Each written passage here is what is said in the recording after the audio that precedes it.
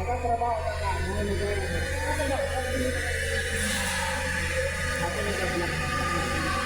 Sa araw hindi naman ka.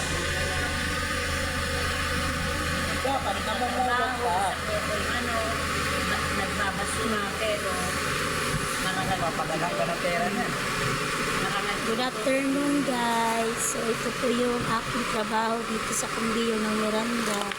So wala po akong ibang ginagawa kundi tanggalin ng lahat at bote at iba pa pong mga bawan na isama-sama na. So guys, kailangan po natin kumayod sa trabaho para makatulong sa araw-araw sa ating pamilya at makaraos ang pag-aaral ng mga bata. So guys, walang masama kung maging basura ang trabaho natin.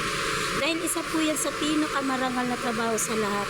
Okay lang yung basura, basta itama mo lang ang bawat trabaho natin. So guys, maraming salamat sa inyo sa inyong panunod sa aking reels, or kung i-upload ko man sa ito sa YouTube, paki-subscribe na lang ang aking YouTube channel, Jomalyn Montalban Orbaez. Thanks guys.